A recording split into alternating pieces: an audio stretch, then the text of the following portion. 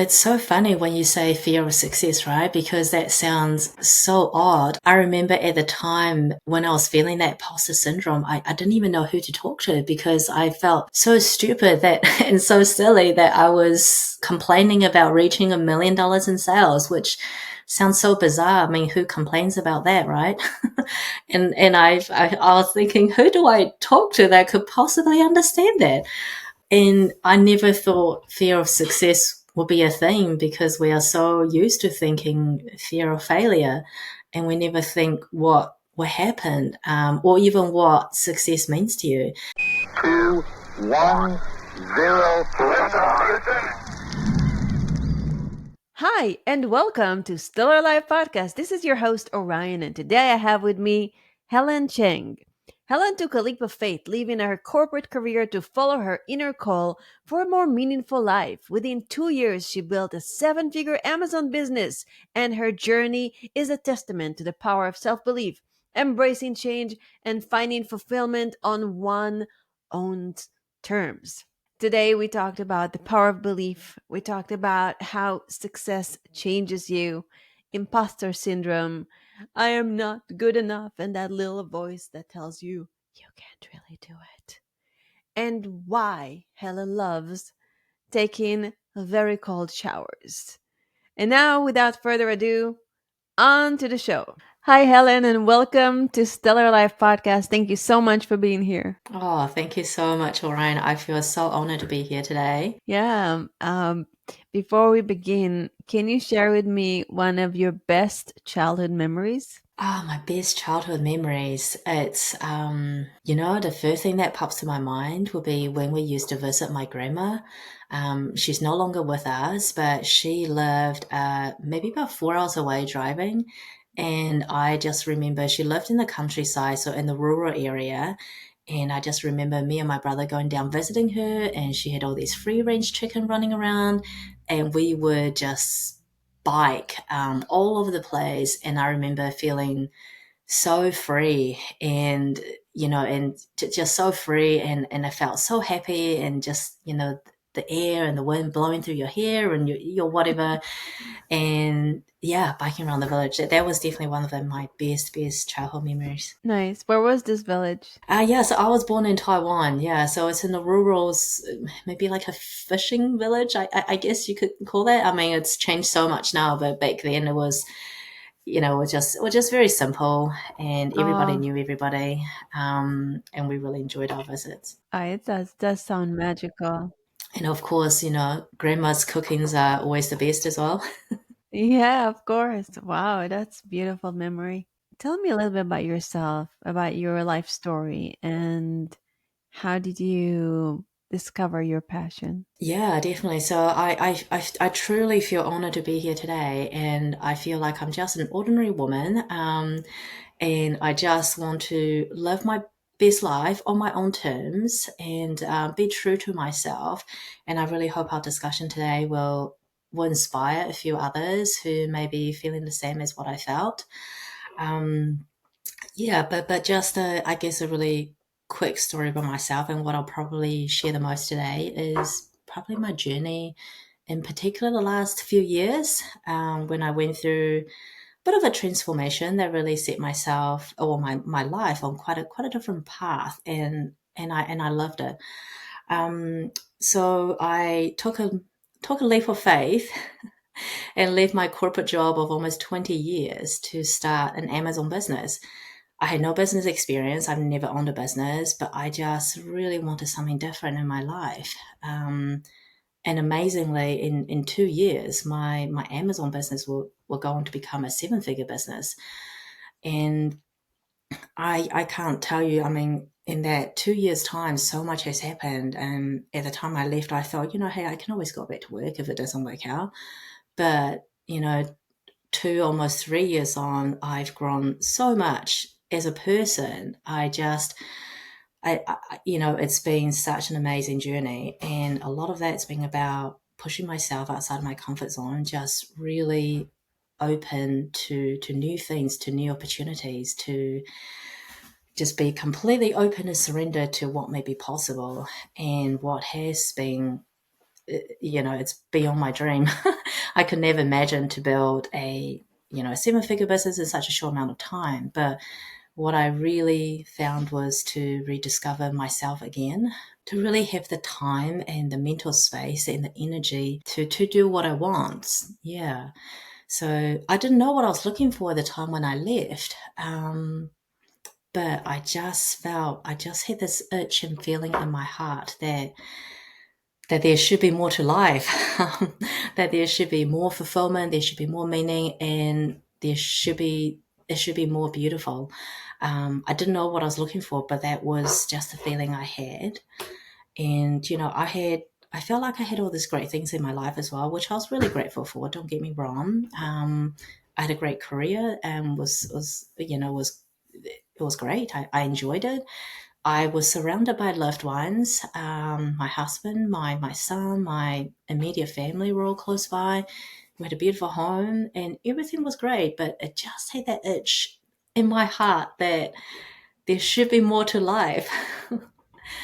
And I love what I have now, which is freedom, just freedom to be myself, freedom to explore, and freedom to live life on my own terms. How do you start an Amazon business when you don't know anything about it? Yeah, I know. It's so crazy. So I guess around the time when I was really feeling that itch was also during COVID as well. When the Mm. world was going through such unprecedented change at a scale that we've never seen before. And I just thought, oh my goodness, life is life is so short. And I felt really suffocating. I just felt like my life was consumed so much by my work. Mhm. It was draining me, and I was really losing myself. But of course, we live in the world where we still depend on money. So I thought about there were many things I thought about doing differently. I thought about, hey, do I change my work? Do I do something different? What do I do? But I knew that even if I had changed work, I would still end up exactly where I was. 6 months, a year, 2 years down the track, I would still be feeling that I wanted more to life. So I Mm. started looking at side hustles. And of course, I live in New Zealand.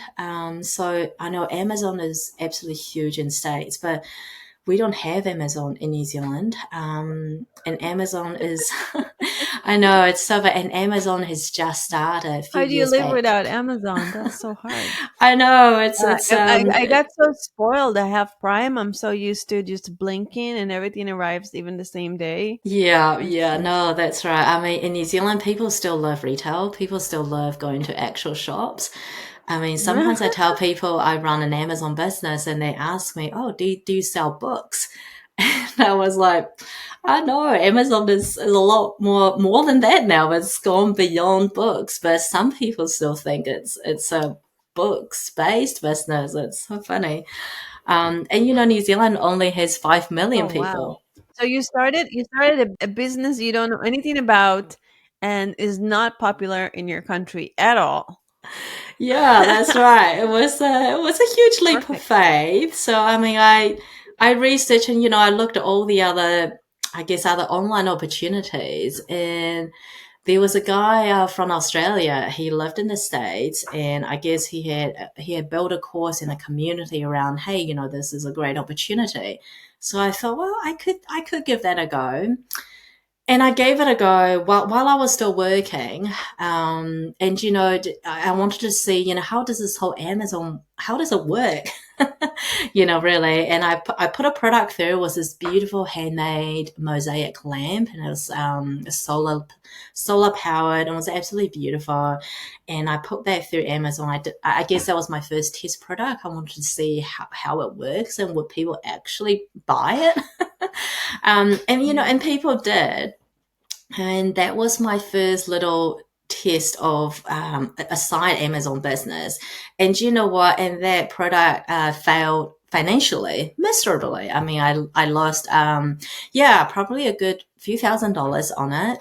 Um, but what it gave me was a glimpse of, I guess, an alternative of what things could be. And even though it failed financially, I saw the power of Amazon, and the potential of it. And I knew that obviously there were a lot of learnings from that. Obviously, Hmm. on the business side of things, there were things. It was my first time. Certain things perhaps I overlooked. So off the back of that, you could call it a failed business product. I decided, you know what, I'm going to go all in. So I Ah. quit my job. I thought I'm going to go all in because I could feel that itch in my heart still. And I thought, what have I got to lose? What have I got to lose? Is that what's a worst case scenario here that I fail and I lose money and Mm, I lose time and I might have to go back to work. But is that really that bad? And then I thought to myself, but what is the best case scenario it can happen? So on the flip side, we always think about worst case scenario, but what's the best case scenario is that I actually succeed. I was pouring so much of my energy and time into my work and for other people. And I thought, gosh, if I only just pour even half of the energy and time into something for myself, what could possibly mm, happen? And I took a massive leap of faith and I thought, you know what, I want to give this a go. I want to give this a proper go. Um, so I did. So I quit my job. And there was a lot. It was exciting, but it was of course also a little bit scary. So at the time I quit, I was also pregnant. In my work. wow. Yes, I was also pregnant, and you know what? My work. You know what? I think also when we were pregnant, we are extremely daring. When I was pregnant with my son, I have one son, and he's 4.5, almost 5 now. And when I was pregnant with him, nobody can. Now I'm more docile these days. But when I was pregnant, like, don't mess with me. I was a force to be reckoned with. It's like I can do everything, and I want to tell you straight to your face what I think about you, and I'm gonna eat pizza with the hottest sauce ever. Yes, 100%. I think we also feel so empowered when we're pregnant as well. It's just that extra Yes. energy force within us. Yeah, so I was pregnant at the time I left, and you know what? And my work had just rolled out 100% payment during your pregnancy for maternity leave for 6 months, which was, really lucrative. So I thought about, do I stay here? Do I stay with work and go on maternity leave and still get a salary? Um, but I thought no, because I'll be staying for the wrong reason. And yes, I Right. would. Again, that itch and feeling is just not going to go away. And so I left. Yeah, you come across as a very genuine woman, um, and also, like, regardless of all your success, extremely humble. Oh, thank you so Um, much. do you feel like, so I really admire that you didn't take advantage of the maternity leave and try to make a side hustle. You were just, I'm going to be honest and respectful with the people I worked with, and then I'm going to go and put all my energy into this new thing. And also energetically, it's like, when you burn the boats, you can move forward. You just look forward. You don't look backwards. Tony Robbins says, jump and a net will appear. And it seems like that's what happened with you. And spiritually, I'm Jewish, and in Judaism they say that God says, "Open to me, an opening the size of the hole of a needle, the eye of a needle, and I will open for you a whole gate." So we need to do our part, and then it's almost like God, the universe, whatever you believe in, looks down at you and says, "Uh-huh, that one. Okay, let's reward that incredible courage and that hard work and that desire, and put more wind under her wings." help her fly. 100%. I agree. And in a way, that's it was a massive, massive leap of faith on my part, but I just deep down knew that was the right thing for me. I just knew it. And 100%, we've got to do our part to meet the universe halfway, Hmm. for what you want and what could possibly happen. But you've got to take a step or a few steps forward. Yeah. Or in my case, just jump. What was the emotional journey like? Have you dealt with I'm not good enough or imposter syndrome? Yeah, definitely. So I would say imposter syndrome came up a little bit later, and that really creeped up on me, and I was a little bit surprised and really took me by surprise. At the time I left, I felt so free and I felt so empowered, like I could do anything I wanted in the world and I would be able to do it. I felt like I was a child again, like that feeling I mentioned at the start, like I was riding through the bike and I could go towards anything I want and I could make anything happen. Um, and everything was so open. It was exciting, and Mhm. and you know what's so funny? Imposter syndrome didn't come up back then. It kind of creeped up after I had a little bit of success with my Amazon business. So I took all my lesson from my first Amazon product, the one that the file, the lame that didn't work financially. I went and looked for a new product. So this time it's pretty cool. It's a bathtub, a portable, foldable one for adult.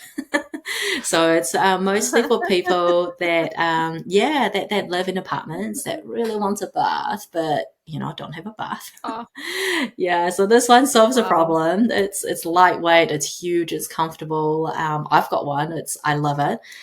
And the second product did extremely well. So I had my first 100K month within 3 months of launching the product, and That's and amazing. yeah, in 14 months I hit $1 million in sales, which is absolutely Wow. incredible. And I remember setting my goals at the start. I thought, oh, if I could just reach 100K in 6 months, I would be so happy. And things Mm. moved so fast, just completely beyond my wildest dream. And I could see a few months, I guess, sort of 8 months down the track, I could see the $1 million milestone was coming up, just based on the numbers.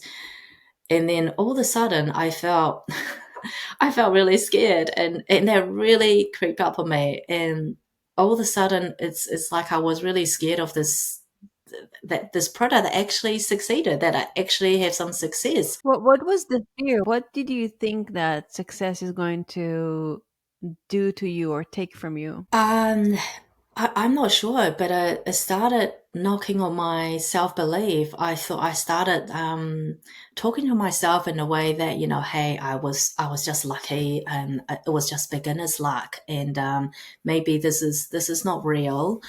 It just really, and perhaps I guess in my Amazon business community, I mean, I could see, other people's successes, which is great, but generally what I have seen is, I haven't seen a lot of examples where people reached $1 million in quite a short amount of time. And I felt like my path was so quick that it was almost too good to be true. Mm. And that's when all the self doubt started to come up. And then around the same time, I had a pretty serious business challenge, which Amazon actually closed down my listing. And when that happened, my self negative talk got even worse. I was hearing myself saying, "You see, it was too good to be true, and it was never real. It was just beginners like you just got lucky the first time." Um, Mm. and it took me a while to realize what was going on, in terms of the self-doubt talk, the negative talk, and that imposter syndrome, that somehow I wasn't deserving of this success, and that, of course, it should be taken away because I didn't deserve it. And a really and that got me down for a while.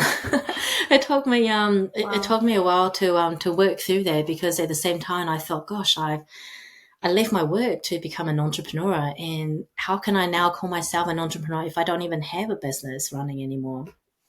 Um, and eventually it was a lot of journaling and just Mm-hmm. inner work to try and work through that piece, to first of all acknowledge and understand that, hey, I was in a state of imposter syndrome. And why would that be? Because I am in another I'm outside of my comfort zone again. Mm-hmm. But I think the first step of recognizing that was huge, and then tell myself, hey, it's okay, that you are feeling this way, because you've never experienced this before. So, hey, it makes sense that you will feel a little bit scared, a little bit anxious, and that is okay. And that was huge, to tell myself that it's okay and everything is fine. You're safe. You haven't been here before. So, yes, it makes sense. So why did Amazon close your listing? Yeah, it was due to another seller who. So I sold my bathtub to adults, and there was another seller.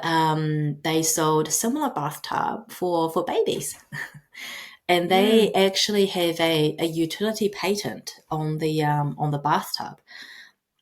Oh. Yeah, so they basically said to Amazon that my product, and a whole bunch of others as well, other sellers, infringe on their patent. So I wasn't the only Okay. listing that Amazon shut down. So Amazon shut down a bunch of others as well. So it was really, really not personal at all, and you didn't have any way to know about it. Yeah, yeah, that's right. So it was a pure business challenge. It wasn't, but obviously I took it so hard. Like it was it was a Yeah, it was message your. from the universe that, hey, this was just for fun. It wasn't real. So I mean, I took it really hard, but really looking back now, it was a business challenge, like we all have in our Mhm. in our businesses. And like anything, you work through it. You work through it. So I work through that.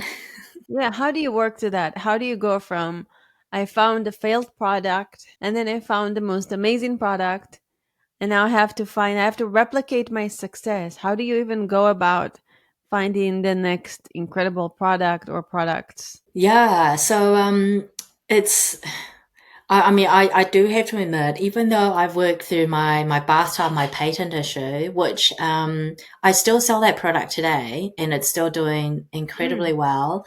I Oh, the good. universe is such a weird way of going about things. So I work with an attorney, with through this with Amazon. So my listing got reactivated, and I was the only one, I guess, the bathtub that got reactivated. So basically, I found myself in a really unique position where a lot of my competitions were gone. Um, yeah, that's right. So it's Amazing. it's it's so bizarre. So That's and I awesome. mean, I guess, That's really cool. yeah, the other business owner, I mean, the patent holder of the baby bath. I mean, I reached out to them to try and work something through. I don't think they were interested, and also at the end of the day, we don't compete with each other in the same. We might be selling the same thing. Category, not at Yeah, all. Yes. exactly. So I mean, they obviously target babies, and I target adults, so we don't really compete with each other at all. So I guess it's at the end of that, I had to decide: am I comfortable to continue with the risk, for the business, or am I not? That I shut it down and I move on. And it's been about, I guess, 9 months now. So I made the decision that, yes, I'll accept the risk and I'll continue for as long as I can. Hmm. Yeah, so I'm in this really unique position where they shut down my competition. And I mean, new one will pop up, of course. I mean, that's the nature of business and marketplaces. But I'm still selling that product today, and it's going well, which is awesome. And And we're in gonna link it in the show notes if anybody wants yeah, if anybody needs a bathtub. what's the name of it? What's the name of the product?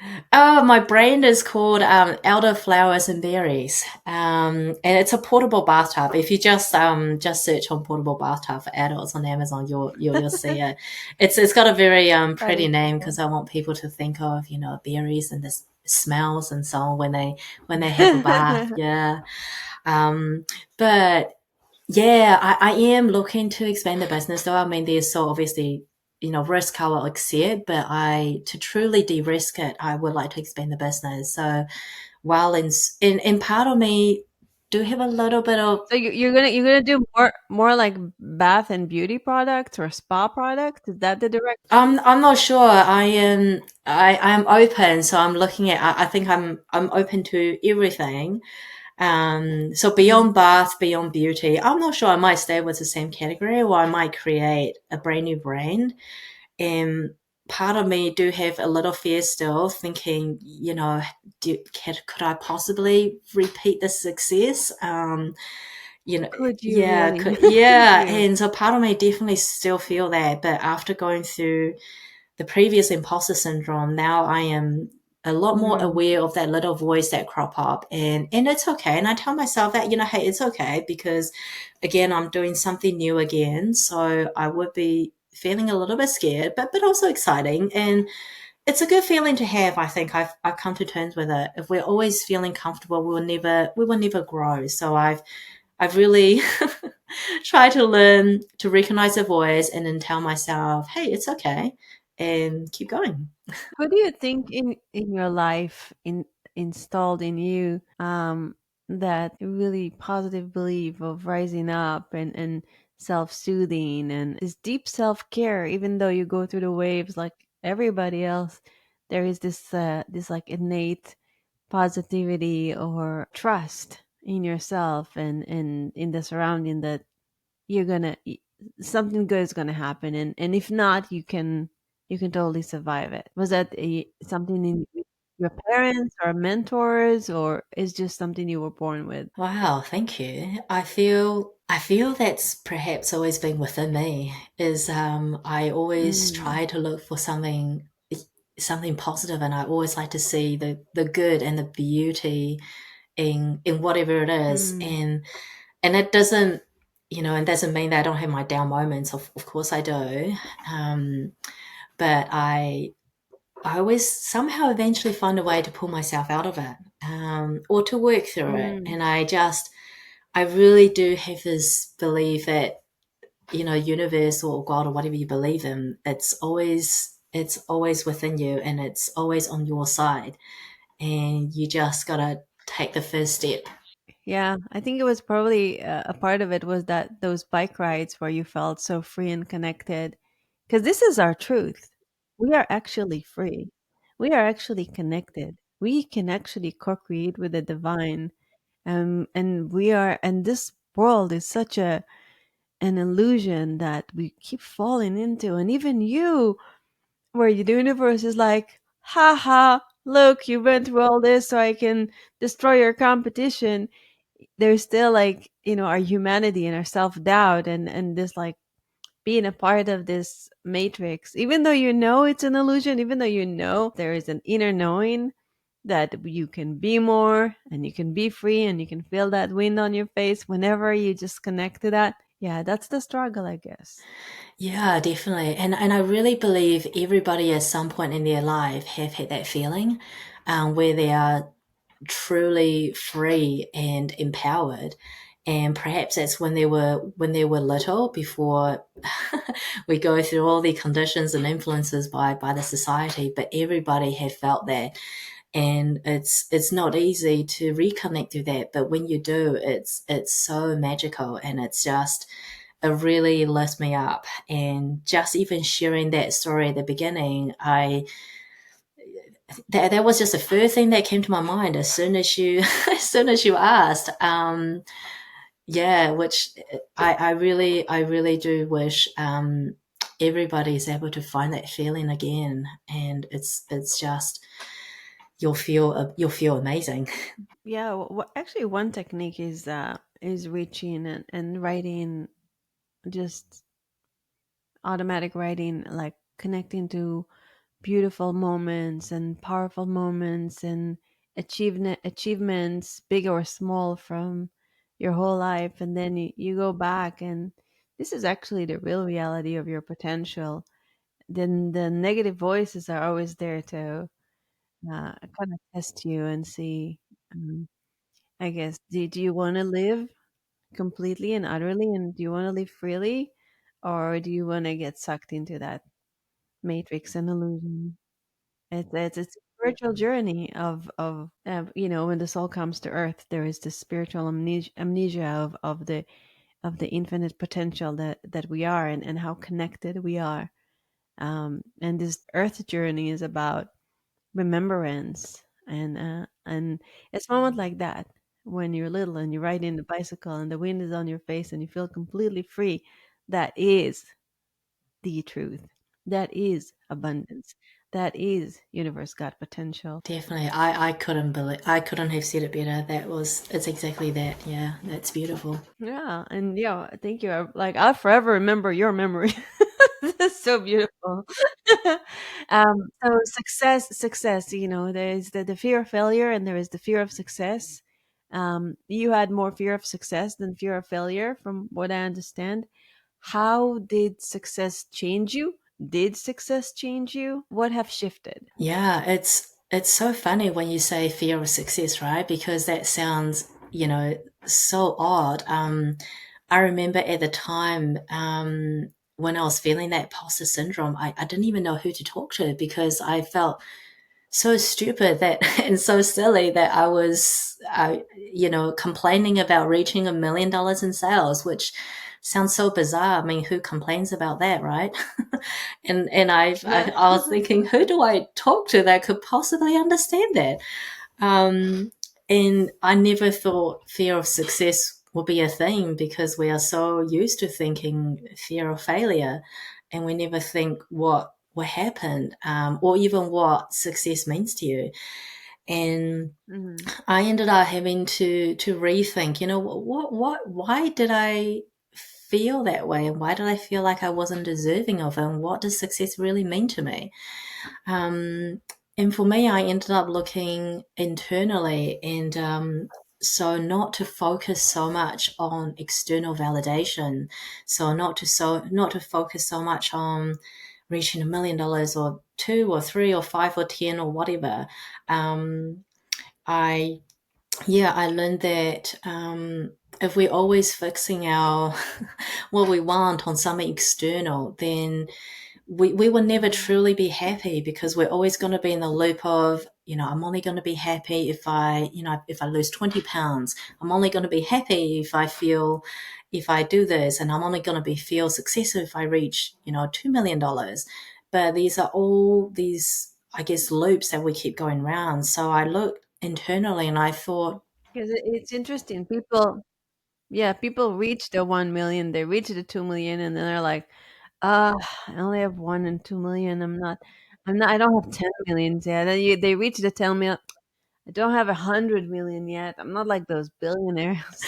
yeah, It's never yes, that's ending. right. It becomes this never-ending loop, and don't get me wrong. I mean, those are wonderful goals to have. I mean, it's great to have goals, but I ended up looking internally. So what I mean by that is, what do I think $1 million is going to give me internally, and what do I think $1 million is going to give Mm. me internally? And what I wanted was freedom. So at that time, I knew what I really wanted was freedom.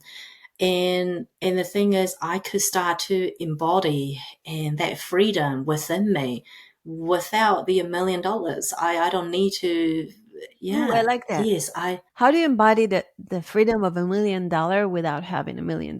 Well, I mean, so to me, what does freedom mean to me at the time? So I wasn't tied to a 9 to 5 work anymore. I could take a Mm. walk in the middle of the day. I could, if new ideas suddenly come up, I could take the time and really drill down and go deep. Oh, get really excited to work on my new ideas.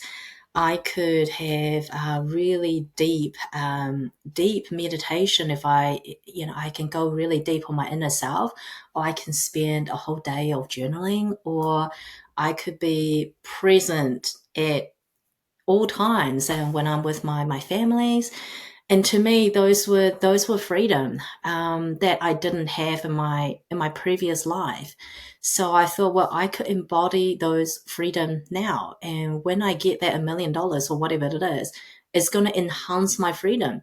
So it might mean that uh, we go on a holiday with a family or something, a nice holiday, but Mm. we already enjoy our time together as it is, wherever that may be. Might be a local park or playground, and yes, and that's amazing. And maybe when my $1 million come, I we go for a holiday in, I don't know, Fiji or something.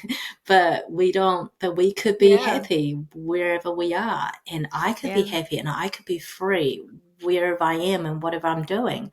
So I thought that was sort of a different way of looking at it. Yeah. So you sat with yourself and you shifted your perception of what $1 million. But what was the fear around $1 million? What did you think something will change within you, within your peer group, or within your relationship, having that great success? Yeah, I guess it happened so quickly. I guess my mind just haven't quite caught up with it. So it happened so quickly that I was so, I guess, so busy on the business side of things because things were happening really quickly. So I was quickly working out, I was quickly working on the business side of things, on planning out what needs to happen, on working with my suppliers, on working on cash flows. So I was so focused on that, I haven't quite caught up on what was. You didn't have time to think all those thoughts. Great, wonderful. Yeah, Because a lot of time when we expand, it's harder for the external world to accept it. Even when you go to a self-development seminar where you had a huge breakthrough and you come back literally as a different version of yourself, people feel uncomfortable with other people not matching their blueprints of what they have to be. If the dynamic was, oh, poor me, and they were always the crutch, and then one goes to a personal development seminar and they're like, I'm not a victim anymore and I am powerful, and they go back home and that crutch is looking at them and thinking to himself, I'm the crutch and they don't need me anymore. And that can hurt the dynamic. And even within, the dynamic between a husband and wife, you being so expanded, did it shift anything? Did it strengthen the relationship? yeah, I know what you mean. I think on the business side, perhaps not so much. I felt like a lot of people, certainly my friends or my previous colleagues, they found it really inspiring, and they just thought it's absolutely amazing. And a few people said to me, I wish I had the courage to do something different. Mm. But I guess for a lot of people, it's really hard to let go. And I certainly know in my case, it's not many people I know would just jump off the cliff the way I did. And it's not for everybody. Um, but in terms of what you were mentioning, is I went through a massive self development journey to really get to know myself, and Yes. that has been the biggest change for me. And yes, I wish some of my friends or even my husband was more into it, or that Mm. they would get it. But but it's okay that they don't, and I can't change people. I'm not gonna I can't change my husband and go, hey, Yeah. listen to this podcast, or start journaling. He doesn't want to do that now. He might one day, but it's not his thing now, and that is okay. He understands and accepts my transformation, and I know that he will feel the change and the energy I bring into our relationship and into our family, and perhaps into I'm sure it does. It can, because like us, as just when we change, the world around us change. And my little one was suffered a little bit with allergies, and this homeopath said, okay, let's heal you, because when you heal, he heals. So when we do the work, there is a ripple effect. And uh, we do affect generations, we affect lineage, we affect our DNA, we affect epigenetics. So the change that you created for yourself is so not for yourself, is for everybody that is listening right now and is getting super inspired by your story. And I'm sure everybody that is listening right now is listening because they had to hear something that you said, um, that moved them, or planted a seed for the future. And there is a ripple effect, energetically, when we expand, and it's very scary, and it's very rewarding as well. Yeah, 100%. You've said that really beautifully. Yeah. I mean, I do Well, wish. thank you. Yeah, I wish. I truly wish everybody had the opportunity to go on a bit of a self development and self discovery journey. It's been it's been really unexpected for me as well. I've got to say, when I left my work, I was immediately surrounding myself with business communities because I thought, oh, I need all that support. And what I didn't realize what I needed most, and looking back now, I'm glad I had that, was that what I needed was some guidance around that self discovery and self development journey. And you Mm, know what? And I truly believe that saying that when the student is ready, the teacher will appear. And and for me, that did happen. I found myself a mindset mentoring podcast, which also had nice. a private sort of group coaching community weekly, and it was like the thing I never knew I needed. And that Oh, basically wow. sparked on and put me on this self development journey and self discovery journey, and that's been life changing. Yeah. And it's Oh, so funny that beautiful. the things you didn't even know you needed, um, Yeah, yeah. it appears for you when the time is right, when you are Mm. open and receptive. How hard does one, hey, do you recommend people to open an Amazon business? And then how hard is it? Like how many hours do you need to invest in it in order for it to succeed? Yeah, so for me, I did go through a course. I mean, I think it is important to learn the basics, and I mean, especially for me, I live in New Zealand. I don't, we don't have Amazon. We don't have Amazon here. It probably took me a good year to go through the course and to learn things. And that was when I was still working as well. So I did that obviously in the evenings and weekends when I had time. And once I quit, I put more time into it, but I had little ones to look Mm. after as well. Plus, I probably will, on average, maybe I did about 20 hours a week. Some week might be a little bit more depending on what was happening. With Amazon business, there's a lot of work up front in terms of getting to know how Amazon work and how to run a business. So that was so new to me, setting up the right business operations, and then look for product and work through your manufacturing suppliers and shipping and selling, marketing and branding. That was all new for me, but and a lot of work up front. But once it's up and running, it can be really automatic. So, and I'm Mm. so grateful I have that now, especially when I had a newborn. Um, so Oh, the nice. pregnancy, so I was pregnant when I left my work, but I ended up losing that, and I will go on to lose another another pregnancy. But our third one, we had our rainbow Mm. baby, which was amazing. Um, Wow. and I was so grateful that during that newborn stage, my Amazon business was already set up and running, and honestly, I could Mm. work just a few hours a week just to make sure things tick over, but I didn't need to spend a lot of time on it once it's up and running. Um, I just like any other businesses. I mean, this was the one that I poured in and I made it work. There are lots of other opportunities, and along the way, there were many other shiny object syndromes that there were other shiny objects that kind of, you know, Yeah, that's what I wanted to ask you. Like, how do you handle distractions? How do you handle those shiny objects? Yeah, I mean, not easy. Of course, I mean, I was in the e-commerce space. I could, because there were a lot of, the algorithm, especially Google or Facebook, they just feed you all sorts of things around. Hey, I'm doing amazing with drop shipping. I'm doing amazing on Etsy. I'm doing amazing with, I don't know, Bitcoin or whatever. Just all these things. Mhm. But but Amazon was the one that I gave a go initially. And even though my first product failed, I saw it could be something.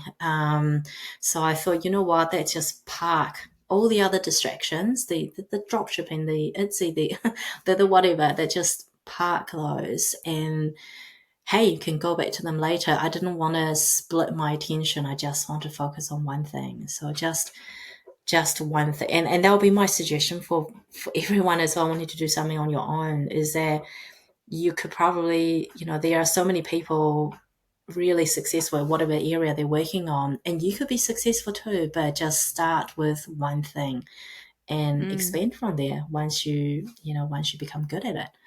um, yeah, so at the moment I'm still focused on Amazon, but I know that I will be looking to expand onto other areas, but just not right now.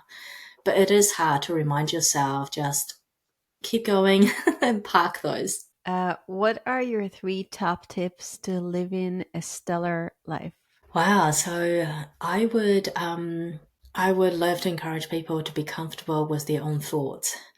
And that could be through journaling, or through meditation. I think and I say that as somebody who's never ever journaled, until recently, until the last few years. And it's such a powerful practice when you are just alone with your own thoughts, quieten all the noises around you, just be alone. And that's when you start to unpeel a whole bunch of layers and you get to hear your inner voice again. Mm. Um, yeah, that's definitely been the biggest thing for me. That's made such a huge difference in my life, is to hear my inner thoughts and be and not to be afraid to be alone. Mm. Um, yeah, and then gosh, what else? If you also feel an itch or you want to do something different and you just don't know how, and it's so hard and you feel like you're giving up on something you've already built or you already have, you're not. You're not giving up anything. You're not starting up. You're not starting again. You're starting from a level of strength. You're starting from the experiences and skills you already have. You're not starting again. You're Mm. not starting out fresh again. I know that can be really scary, but now, now a practice I always do is whenever I find myself a little bit scared again and I start to think, what's the worst case scenario?